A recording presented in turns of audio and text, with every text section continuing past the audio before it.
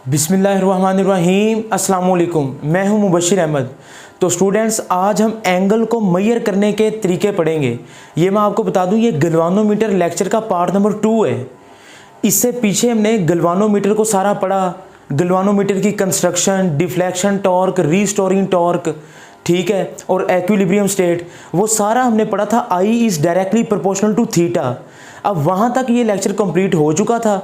तो अब ये गलवानोमीटर का पार्ट नंबर 2 लेक्चर है। तो अगर आप डायरेक्ट इस लेक्चर पे आए ना, तो काइंडली इससे पीछे वाला जो लेक्चर है गलवानोमीटर पार्ट नंबर 1, तो आप उसको लाजमी देख कर आएँ, क्योंकि सारी डिटेल मैंने उसमें बताई है।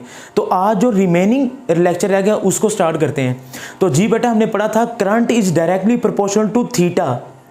तो उस एंगल को, थीटा को मेजर करने के 2 तरीके हैं। पहला तरीका है जी लैंप एंड स्केल अरेंजमेंट। तो ये आपके सामने डायग्राम बनी है, आप ज़रा तवज्जो करें। ये स्टैंड है आपके पास और ये है बच्चे lamp. This is a lamp, इसको आप एल कह लें या नाम लिख लें पूरा, लैंप। और ये है स्केल, स्केल कहते हैं पैमाने को। अच्छा, ये लैंप है और ये स्केल है। ये उधर लिखा हुआ ना इसमें लैंप एंड स्केल। ये लैंप एंड स्केल अरेंजमेंट है। क्या करना क्या चाह रहे हैं? एंगल को मेजर करना चाह रहे हैं, एंगल थीटा को। अब आप ज़रा तवज्जो कीजिएगा कि अब ये आपकी बुक की थ्योरी में कहता है, ये एल लैंप को जाहिर कर रहा है, एस स्केल को और एम मिरर को। अब ये कौन सा मिरर है? Concave mirror. और इसकी डायग्राम हम पिछले लेक्चर में डिटेल में सारी पढ़ चुके हैं, ठीक है। When the light from the lamp, जब लैंप में से लाइट निकलेगी, it falls on the mirror, light lamp से निकल के मिरर के ऊपर फॉल करेगी। अब ये थ्योरी है जिसको मैं रीड आउट कर रहा हूँ, मैं आपको समझा रहा हूँ, आपने रीड आउट कर लेनी है। लाइट लैंप से निकलेगी, इस गलवानोमीटर के साथ जो मिरर एम अटैच किया था, ये कनकेव मिरर। अब आपको याद है मैंने पिछले लेक्चर में बताया था कि मैं आपको बाद में बताऊंगा कि मिरर क्यों अटैच किया है। मिरर हमने एंगल को मेजर करने के लिए अटैच किया है। तो जैसे ही लाइट लैंप से निकल के गलवानोमीटर के mirror, concave mirror, concave mirror को कन्वर्जिंग मिरर भी कहते हैं, ठीक है। एक इसका उलट होता है कन्वेक्स मिरर। बहरहाल, तो when the light from the lamp falls on the mirror M, after reflection from the mirror, mirror से रिफ्लेक्ट होने के बाद, it falls on the scale. तो ये सीधी किसके ऊपर जाके गिरेगी? उस पैमाने के ऊपर, स्केल के ऊपर। अब ये स्केल कैसा है? ये आपकी बुक वाला कहता है this is a translucent scale. अब ये ट्रांसलूसेंट क्या होता है बच्चे, जरा नोट कीजिएगा। ये 3 लफ्ज होते हैं। एक लफ्ज है ट्रांसपेरेंट, ट्रांसपेरेंट, और एक लफ्ज है ओपेक। ये जरा तवज्जो कीजिएगा। अब मैं ट्रांसलूसेंट का मतलब समझा रहा हूं। ट्रांसपेरेंट का मतलब होता है ट्रांसपेरेंट, ठीक है। ट्रांसपेरेंट का मतलब होता है बेटा शफाफ, जो बिल्कुल साफ चीज़ हो ना, उसको ट्रांसपेरेंट कहते हैं। और जो बिल्कुल जिससे नजर ही ना आए, गैर शफाफ, उसको कहते हैं ओपेक, ठीक हो गया। तो ट्रांसपेरेंट जो बिल्कुल साफ हो, और ओपेक कहते हैं जो बिल्कुल साफ ना हो। तो अब ये शफाफ और गैर शफाफ के दरमियान एक टर्म है जिसको आप कहते हैं ट्रांसलूसेंट, ट्रांसलूसेंट। तो इसको हम कहते हैं नीम शफाफ, नीम शफाफ। तो ये आपकी बुक में ना इस स्केल के लिए एक लफ्ज़ यूज़ किया गया है, तो मैंने आपको बता दिया। इस स्केल को बुक वाला क्या कहता है? This is a translucent scale. यानी कि ये ऐसा स्केल है जो नीम शफाफ है, थोड़ा सा अच्छा नज़र भी आता है, थोड़ा सा नहीं भी नज़र आता। अच्छा, इसको ट्रांसलूसेंट, नीम शफाफ रखने का मकसद क्या है? ताकि अगर ये ऐसा स्केल है जिसकी फ्रंट साइड से भी नज़र आता है और बैक साइड से भी नज़र आता है, ताकि अगर बैक साइड से देख रहे हो तो आप एंगल को मेजर कर सकें। अच्छा, ये आपने ट्रांसलूसेंट का मतलब नोट कर लिया बेटा, इसको ज़रा नोट कर लीजिएगा, ट्रांसलूसेंट स्केल। अच्छा, अब आगे चलते हैं बच्चे। ट्रांसलूसेंट का मतलब मैंने आपको बता दिए। नेक्स्ट देखें जी, बुक वाला कहता है जी जैसे ही लाइट लैंप से निकल के मिरर पे पड़ेगी, मिरर से रिफ्लेक्ट होने के बाद स्केल के ऊपर, तो ये स्केल के ऊपर एक स्पॉट बनाएगी। ये इसको मैं, इसके ऊपर नंबरिंग दी हुई ना 1 2 3 4 5 6 स्केल के ऊपर, तो इसको मैं कह देता हूँ this is S1, this is S1। अच्छा, जैसे ही इस कॉइल में से करंट पास करेगा, when the current pass through the coil will rotate, coil rotate करेगी। जब कॉइल रोटेट करेगी तो कॉइल के साथ लगा हुआ मिरर भी तो रोटेट करेगा ना। तो जब मिरर रोटेट करेगा तो इस स्केल के ऊपर पड़ने वाली जो लाइट है ना, ये भी रोटेट करेगी। तो आप ज़रा तवज्जो कीजिएगा, यानी कि वो इधर स्पॉट बनाएगी। तो दिस इज S2, तो ये S1 से S2 ये है डेल्टा S। अब ये आपके पास आ गया जी distance, this is called delta S। ठीक है, मसलन मैं ये कहता हूँ 2 मीटर है, ये 4 मीटर है, तो ये आ जाएगा 4 - 2 2 मीटर। तो ये स्पॉट जो स्केल के ऊपर मूव कर रहा है। अब ये आपको बता रहा है delta S, change in displacement. अच्छा, ये चेंज इन डिस्टेंस कह सकते हैं। अब आपने मेजर क्या करना है, एंगल थीटा। तो बच्चे आपकी बुक में लिखता है कि इस लैंप एंड स्केल से लेके, इस स्टैंड से लेके ये जो कॉइल है ना गैल्वानोमीटर की, ये 1 मीटर दूर पड़ी हुई है, ये 1 मीटर दूर है। अब ये 1 मीटर है रेडियस, दिस 1 मीटर। अब ये अगर आप गौर करें तो ये एक सर्कल नहीं बन रहा, आप इसको एक सर्कल इमेजिन कर लें। ये कॉइल यूं घूम रही है, लैंप को आप घुमा भी तो सकते ना दूसरी साइड पे। तो ये एक सर्कल है जिस सर्कल का रेडियस है 1 मीटर। ये बुक में लिखा हुआ है कि the galvanometer coil is placed 1 metre away from the stand, from the lamp. तो ये 1 मीटर इसका रेडियस है। तो मुझे बताएं, जब आपके पास सर्कल का रेडियस भी आ जाए और डेल्टा S भी आ जाए, तो आपने ये पढ़ा नहीं हुआ कि जो इस स्केल के ऊपर जो पॉइंट मूव करता है, जो लाइट का जो पॉइंट मूव करता है, वो डायरेक्टली प्रोपोर्शनल होता है थीटा के। The displacement on the scale is proportional to angle of deflection theta. Directly proportional का साइन खत्म करेंगे तो कॉन्स्टेंट आ जाएगा S = R थीटा।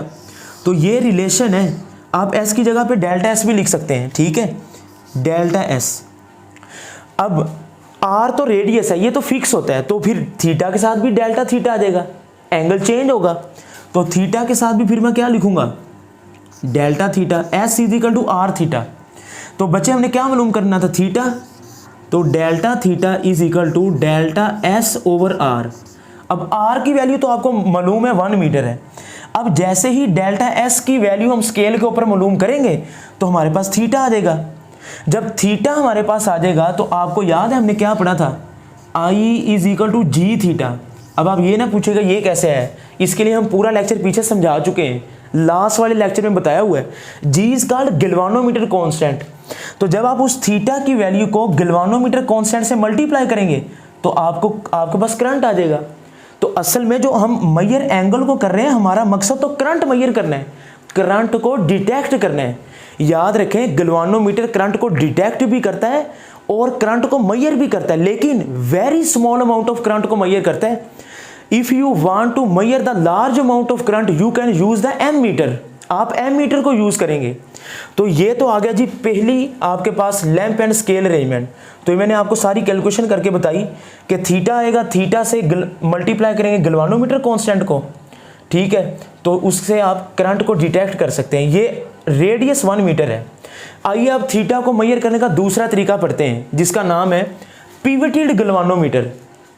जिसका नाम क्या है, अच्छा कुछ बुक्स में डायग्राम कुछ और तरीके से बनी है, लेकिन इसका सिंपल तरीका यही है, जो आपकी बुक में डायग्राम बनी है ना, उसी के साथ आप ये पॉइंटर बना दें और ये स्केल बना दें।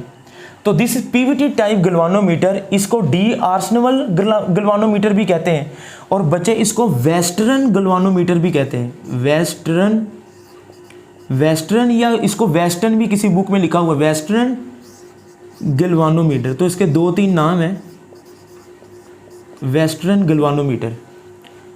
ठीक है, तो आप लोग इसके स्पेलिंग ज़रा देख लीजिएगा बच्चे। ठीक है, WESTERN, तो this is the western galvanometer. ठीक है, इसका दूसरा नाम, ये मॉडर्न वर्ल्ड के अंदर ये लफ्ज़ भी यूज होता है, लेकिन इसको पिवटेड गैल्वानोमीटर भी कहते हैं। पिवटेड कहते हैं पिवट, मरकज। तो coil is pivoted between the 2 jewelled bearings. ठीक है, इधर बैरिंग लगे होते हैं जिसके अंदर कॉइल पिवट होती है उसके अंदर। और ये जो पॉइंटर है ना बच्चे, ये लाइट एल्यूमिनियम पॉइंटर है। AL का मतलब है एल्यूमिनियम। तो जैसे ही कॉइल रोटेट करेगी ना, तो ये पॉइंटर इस स्केल के ऊपर रोटेट करेगा, जो कि आपको एंगल थीटा बताएगा। और ये जो कॉइल रोटेट करेगी, ये जो अप और डाउन, ये जो आपको हेयर स्प्रिंग नजर आते हैं, these hair spring act as a restoring torque. ये रीस्टोरिंग टॉर्क पैदा करेंगे। ये जो हेयर स्प्रिंग है, ये अक्सर आपने देखा होगा गैल्वानोमीटर, ठीक है, मैं थंबनेल के अंदर इसकी पिक्चर भी लगा दूंगा, आप उसमें भी देख सकते हैं प्रैक्टिकल वे में। तो ये मार्केट के अंदर ज़्यादातर यही यूज़ होता है। तो when the aluminium pointer moves on the scale it gives the angle theta. अब ये एल्यूमिनियम पॉइंटर मूव कैसे करेगा? जब ये कॉइल में से करंट रोटेट करेगा। तो ये जो हेयर स्प्रिंग है ये रीस्टोरिंग टॉर्क पैदा करते हैं। तो ठीक है बेटा, तो ये तो थे एंगल थीटा को मेजर करने के दो तरीके, आप इसको नोट कर लें। तो जी बेटा, अब हम गैल्वानोमीटर की सेंसिटिविटी को पढ़ेंगे। ये हम आमतौर पर लफ्ज़ यूज़ करते हैं ना, यार ये बंदा बड़ा सेंसिटिव है। सेंसिटिव का मतलब क्या होता है? आप थोड़ा सा किसी को कुछ कहें और वो ज़्यादा गुस्सा कर ले। यानी कि कुछ लोग होते हैं जो अगर आप बात करें ज़्यादा गुस्सा नहीं करते, कुछ लोग ज़्यादा हसास होते हैं, यानी कि ज़्यादा सेंसिटिव होते हैं। आप थोड़ा सा कुछ कहें वो ज़्यादा रिएक्ट करते हैं, यानी कि थोड़ी सी बात पे ज़्यादा बात का पतंगड़ बना देते हैं। तो दिस इज कॉल्ड सेंसिटिव। तो गैल्वानोमीटर भी एक सेंसिटिव इंस्ट्रूमेंट है। मतलब इसका क्या है, एक इसकी थोड़ी सी लेंथी डेफिनेशन है, एक शॉर्ट है। तो ज़रा आप देखें, ज़रा जो हमने पीछे पढ़ा था ना मेथड लैंप एंड स्केल, तो पहली डेफिनेशन के अंदर कहता है when the coil is placed 1 metre away, कि अगर कॉइल 1 मीटर दूर पड़ी हो। ये इसकी डेफिनेशन मैं पढ़ा रहा हूँ करंट सेंसिटिविटी की, कि ये थोड़ी सी लेंथी है, आपने बुक से अंडरलाइन कर लेनी, कि जब कॉइल 1 मीटर दूर पड़ी हो और उस कॉइल में से करंट पास करे 1 माइक्रो एम्पेयर, कॉइल में से करंट कितना पास करे? 1 माइक्रो एम्पेयर। और ये जो एंगल थीटा जो डिफ्लेक्शन आपको देना, वो आपको डिफ्लेक्शन दे रहा हो 1 मिलीमीटर। तो अगर कॉइल 1 मीटर दूर पड़ी हो, इसमें से 1 माइक्रो एम्पेयर का करंट पास करे और वो 1 मिलीमीटर डिफ्लेक्शन दे। अब आप देखें ना, 1 माइक्रोमीटर, माइक्रो का मतलब है 10 की पावर -6, माइक्रो स्टैंड्स फॉर 10 की पावर -6, मिली का मतलब है 10 की पावर -3। माइनस में जो चीज़ बड़ी होती है वो छोटी होती है। क्या आप देखें, थोड़ा सा करंट पास किया है और डिफ्लेक्शन बहुत ज़्यादा हुई है। और यही तो हम चाहते हैं कि ऐसा हो, क्योंकि हम गैल्वानोमीटर का मकसद ही यही है कि करंट को डिटेक्ट करना, कि थोड़ा सा भी करंट पास करे तो उसकी नीडल हिले, ये डिटेक्ट करेगा करंट पास किया है, क्योंकि इसका मेन मकसद ही करंट की डिटेक्शन है। कि थोड़ा सा 10 की पावर -6, ये बहुत छोटा करंट है, इतना छोटा सा भी करंट पास करेगा तो ये डिफ्लेक्शन शो करेगा। ठीक हो गया कि नहीं? तो ऐसा गैल्वानोमीटर जो 1 मीटर दूर पड़ा हो and 1 micro ampere current pass through the galvanometer and it show the 1 millimetre deflection, this is called sensitivity of the galvanometer. अगर आपको ये डेफिनेशन मुश्किल लग रही है तो थोड़ी सी आसान भी हम बता देते हैं। तो करंट सेंसिटिविटी, बच्चे ये मैंने लिखा हुआ है, आप जरा तवज्जो करेंगे इसकी इक्वेशन आई कैसे है। इससे लास्ट लेक्चर में देखें, ये मैंने सारा पढ़ाया है। ये जो आपको नजर आ रहा है ना, डिफ्लेक्शन टॉर्क, रीस्टोरिंग टॉर्क, ठीक है। और रीस्टोरिंग टॉर्क का सी क्या है? Torsional constant, couple per unit twist. तो tau dash is equal to C theta, C is equal to tau dash over theta. तो ये सारी बातें मैं आपको बता चुका हूं कि जो सी है ना, टॉरिजिनल कांस्टेंट, मरोड़ीदार, बलदार। टॉरिजिनल का मतलब है ये लेंथ के इनवर्सली प्रोपोर्शनल है, एरिया के डायरेक्टली है, और ये नेचर ऑफ वायर के ऊपर भी डिपेंड करता है, ये जो वायर है। अच्छा, ये मैंने जानबूझ के लिखा रहने दिया ताकि आपको पता चले कि करंट सेंसिटिविटी की इक्वेशन बनी कैसे है। ये लेक्चर अगर आप समझना चाहते हो तो पीछे वाला लेक्चर जरूर देखें, जिसमें पूरी बेसिक चीजें क्लियर हैं। अच्छा बच्चे, करंट सेंसिटिविटी, डिफ्लेक्शन टॉर्क और रीस्टोरिंग टॉर्क को आप इक्वल रखें। Tau is equal to tau dash, न्याब NIAB, number of turn, current, plane area, magnetic field, is equal to C theta. C is called torsional constant. जब मैं इनको equal रखूंगा ना, तो ये मेरे पास आई इसके नीचे ले आए, theta over I is equal to theta, I नीचे चला जाएगा, सी इधर आ जाएगा, तो ये बन जाएगा नैब ओवर सी। अब ये जो थीटा ओवर आई है ना बच्चे, this is called current sensitivity. Theta over I, this is called current sensitivity. Voltage sensitivity भी होती है, लेकिन वो हमारी बुक में डिस्कस नहीं की गई। यानी कि अगर आप एंगल को करंट से डिवाइड करेंगे तो वो करंट सेंसिटिविटी है। अगर आप एंगल को वोल्टेज से डिवाइड करेंगे, this is called voltage sensitivity. क्योंकि इधर गैल्वानोमीटर करंट को मेजर करता है ना, करंट को डिटेक्ट करता है, तो हम करंट की सेंसिटिविटी पढ़ेंगे। थोड़ा सा करंट पास करे, ज्यादा डिफ्लेक्शन शो करे, करंट थोड़ा हो, डिफ्लेक्शन ज़्यादा हो, बंदा बड़ा सेंसिटिव है, हल्की सी बात की है, गुस्सा ज़्यादा कर गया है, तो करंट थोड़ा सा पास कर रहा है, डिफ्लेक्शन ज़्यादा शो हो रही है, तो this is called current sensitivity. अगर थीटा के नीचे आई लिखेंगे तो करंट सेंसिटिविटी, थीटा के नीचे वी लिखेंगे तो वोल्टेज सेंसिटिविटी। अब आप कहेंगे सर वी तो है ही नहीं, वो कहाँ से आएगा? ओहम लॉ पढ़ा नहीं हो आपने, V is equal to I R, तो इधर आई की वैल्यू पुट करवा दें वी ओवर आर, तो उससे आपके पास वोल्टेज सेंसिटिविटी आ जाएगी। बात समझ आ रही कि नहीं? लेकिन वो इधर मैं पढ़ा नहीं रहा क्योंकि सिलेबस में डिस्कस नहीं है। अगर आप वोल्टेज सेंसिटिविटी पढ़ना चाहते हैं ना तो आई की वैल्यू पुट करवा दें ओहम लॉ के मुताबिक, V is equal to I R, I is equal to V over R. इधर V ओवर आर पुट करेंगे, V नीचे चला जाएगा, ठीक है, R इस इधर आ जाएगा, R इसके नीचे आ जाएगा, R इधर है ना, R इसके नीचे इधर डिवाइड हो रहा है ना, तो V ओवर R, तो क्या आ जाएगा नैब over R C is equal to theta over V, तो वो वोल्टेज सेंसिटिविटी है। बहरहाल आपने क्या करना है, आई की वैल्यू पुट करानी है वी ओवर आर, बस थीटा ओवर वी को अलग करना है, बाकी चीज़ों को अलग कर लेना है, तो वो आपके पास वोल्टेज सेंसिटिविटी आ जाएगी। बहरहाल मैंने वोल्टेज सेंसिटिविटी का कॉन्सेप्ट आपको बता दिया है, डिस्कस नहीं कर रहा इधर। तो हमारी बुक में करंट सेंसिटिविटी है, तो इसकी डेफिनेशन क्या बनेगी बच्चे, theta over I current sensitivity, तो क्या लिखेंगे थीटा को, एंगुलर करंट सेंसिटिविटी की दूसरी definition, angular twist per unit current. Current sensitivity को कैसे डिफाइन करेंगे, angular twist per unit current is called current sensitivity. अब ये भी आसान सी डेफिनेशन है, तो ये थीटा और आई कैसे आएगा, दोनों टॉर्क को इक्वल रखें तो फिर आपको समझ आएगी। अब हम चाहते हैं ना, अब ये देखें angular twist per unit current, this is called current sensitivity. और एक हमने दूसरी डेफिनेशन पढ़ी है कि कॉइल 1 मीटर दूर हो, 1 माइक्रो एम्पेयर करंट पास करे और 1 मिलीमीटर डिफ्लेक्शन हो, करंट थोड़ा डिफ्लेक्शन ज़्यादा, वो कर लें या ये वाली डेफिनेशन, आपकी मर्जी है। अच्छा हम क्या चाहते हैं, हम चाहते हैं कि करंट थोड़ा सा पास करे, डिफ्लेक्शन ज़्यादा हो, यानी कि हम गैल्वानोमीटर की सेंसिटिविटी को इंक्रीज करना चाहते हैं। We want to increase the sensitivity of galvanometer, हम चाहते हैं कि गैल्वानोमीटर ज़्यादा सेंसिटिव हो, हल्का सा करंट पास करे, ज़्यादा डिफ्लेक्शन शो हो और हमारे पास अच्छे रिजल्ट आए। तो बच्चे अगर आप सेंसिटिविटी इंक्रीज करना चाहते हैं तो आप हेडिंग देंगे how to increase the sensitivity, तो उसके 2-3 मेथड हैं। अब आप ज़रा देखें थीटा ओवर आई, ये डायरेक्टली प्रोपोर्शनल है, थीटा ओवर आई, ये theta over I current sensitivity है ना, is directly proportional to number of turns. तो जरा देखें अगर आप नंबर ऑफ टर्न्स को बढ़ा दें, नंबर ऑफ टर्न्स को बढ़ा दें by increasing the number of turns, ये देखें मैंने इस दोनों इक्वेशन को देख रहा हूं, theta over I current sensitivity का नंबर ऑफ टर्न्स के साथ डायरेक्ट ताल्लुक है। तो करंट सेंसिटिविटी हम कैसे बढ़ा सकते हैं, कॉइल की नंबर ऑफ टर्न्स बढ़ा दें, इस कॉइल की नंबर ऑफ टर्न्स बढ़ा दें, लेकिन जब आप कॉइल की नंबर ऑफ टर्न्स बढ़ाएंगे कॉइल तो हैवी हो जाएगी, तो ये तरीकाकार तो अच्छा नहीं है।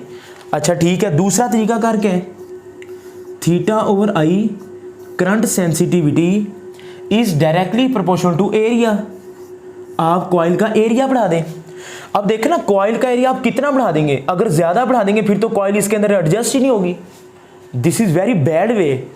ये अच्छा तरीकाकार तो नहीं है कि आप उसका एरिया ही बढ़ा दें, ज़्यादा एरिया बढ़ा देंगे तो फिर कॉइल उसके अंदर फिक्स कैसे होगी गैल्वानोमीटर के अंदर, तो इस तरह एरिया बढ़ाना भी मुनासिब नहीं है। दिस इज ऐसा करने से कॉइल बल्की हो जाएगी और अनमैनेजेबल, उसको डील करना बड़ा मुश्किल हो जाएगा, मैनेज करना मुश्किल हो जाएगा, बल्कि हैवी हो जाएगी ज़्यादा कॉइल। तो ये तरीकाकार भी सही नहीं है, दूसरा भी सही नहीं है।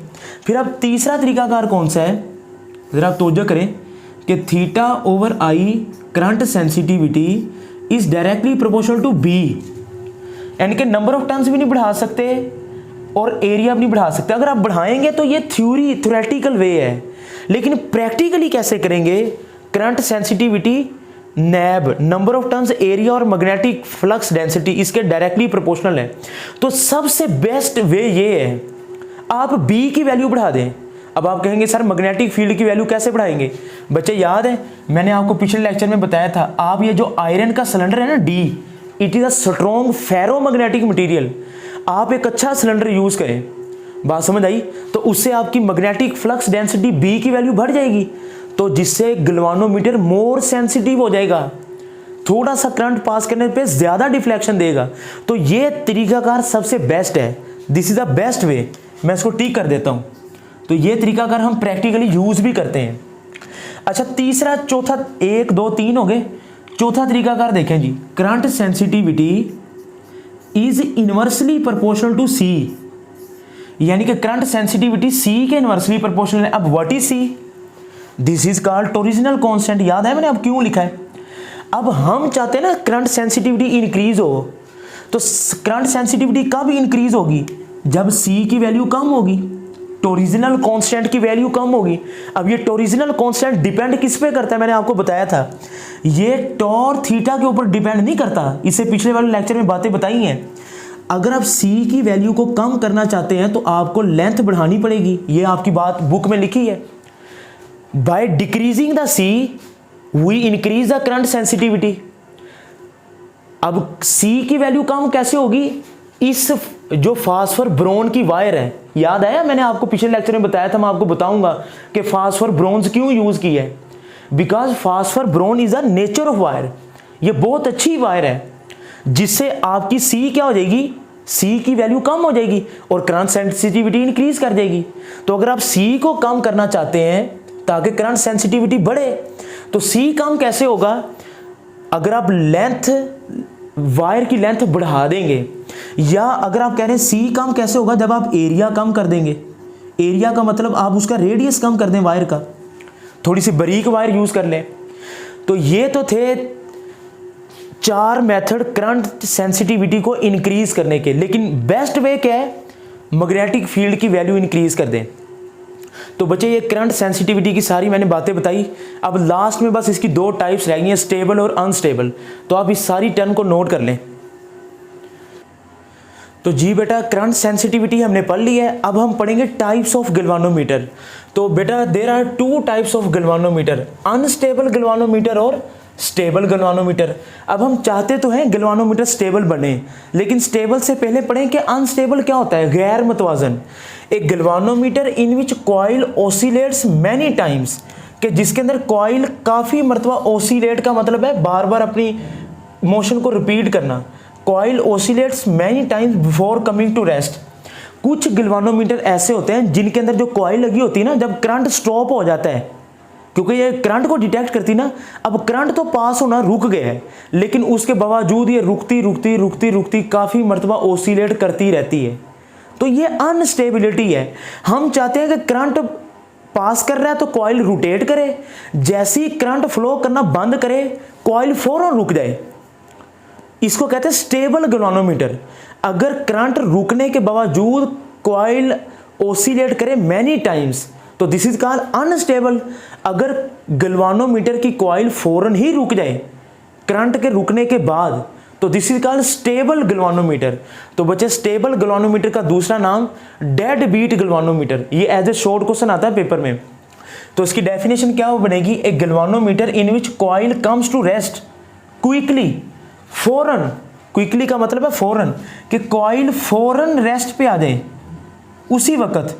After the passage of current, current के पैसेज का मतलब है गुजरना। करंट के गुजरने के बाद कॉइल आपका फौरन रेस्ट पे आ जाए तो ये स्टेबल है। अगर फौरन रेस्ट पे ना आए, वो काफ़ी मरतबा ऑसिलेट करे, तो ये अनस्टेबल है। तो हम ये चाहते हैं कि वो स्टेबल बने। अब वो कैसे स्टेबल होगा? तो ये मैंने हेडिंग लगाई है, how to make galvanometer dead beat, यानी कि हम गैल्वानोमीटर के डेड बीट या स्टेबल कैसे बना सकते हैं। बच्चे ज़रा तवज्जो करें, जब कॉइल रोटेट करती है ना तो उसका फ्लक्स चेंज होता है। अब ये फ्लक्स क्या है? हमने पढ़ा हुआ है, number of lines passing through a certain area. वो जो नॉर्थ से साउथ लाइनें जा रही है ना गैल्वानोमीटर के अंदर, जब वो कॉइल रोटेट करेगा तो उसमें से पास करने वाली लाइनें भी चेंज होंगी। तो वो लाइनों के चेंज होने को हम कहते हैं फ्लक्स चेंज हो रहा है। तो जब कॉइल रोटेट करेगी, number of line, flux change होगा, और फैराडे लॉ के मुताबिक ईएमएफ और एडी करंट इंड्यूस हो जाएगा उस गैल्वानोमीटर के अंदर लगी कॉइल के अंदर। एडी करंट को लीकेज करंट भी कहते हैं। चैप्टर नंबर 15 में ट्रांसफार्मर में हम इसको डिटेल में पढ़ेंगे भी, ठीक है। और वो ईएमएफ और जो एडी करंट कॉइल के अंदर आ गया है गैल्वानोमीटर की, वो कॉइल की मोशन को अपोज करेगा, यानी कि अगर कॉइल घूमना चाह रही है ना तो वो उसको फौरन रोकने की कोशिश करेगा after the passage of current. जैसे करंट रुकेगा तो वो एडी करंट और ईएमएफ कॉइल को फौरन उसकी रोटेशन को अपोज करेंगी। तो जब उसकी मुखालफत करेंगी तो इट ओसिलेशन डैम्प, डैम्प का मतलब होता है कमी, decrease in amplitude, damp decrease in amplitude, आपने डैम्प ओसिलेशन पढ़ी होगी, तो उसकी ओसिलेशन में कमी आ जाती है और गैल्वानोमीटर की कॉइल फौरन रुक जाती है। तो इसको कहते हैं स्टेबल या डेड बीट गैल्वानोमीटर। तो बेटा आई होप कि ये वाला लेक्चर आपको पसंद आया होगा। अब आप देखें कि गैल्वानोमीटर को हमने 2 पार्ट्स के अंदर किया, ये इसका पार्ट नंबर 2 था, ठीक है, जिसमें हमने current sensitivity, types of galvanometer, ठीक होगा, और इसकी एंगल को मेजर करने के 2 मेथड पढ़े हैं। इससे पिछले लेक्चर में पार्ट नंबर 1 के अंदर हमने सारी कंस्ट्रक्शन और सारी बेसिक चीज़ों को पढ़ा। तो अगर आपने पार्ट नंबर 1 और पार्ट नंबर 2 पूरा सुन लिया है तो आपका गैल्वानोमीटर कंप्लीट हो गया है। इंशाल्लाह नेक्स्ट लेक्चर के अंदर ammeter, voltmeter, ohmmeter, avometer, digital multimeter, तो ये इंशाल्लाह 2-3 लेक्चर में कवर हो जाएंगे। शॉर्ट क्वेश्चन इसके ऑलरेडी अपलोडेड हैं चैप्टर 14 इलेक्ट्रोमैग्नेटिज्म के, न्यूमेरिकल भी आ जाएंगे। बस फीडबैक देते रहें और वीडियोस को शेयर करते रहें ताकि आपका रिस्पॉन्स आता रहे, ठीक है। अपना बहुत सा ख्याल रखें। मुबशर अहमद को दें इजाज़त। अल्लाह हाफिज़।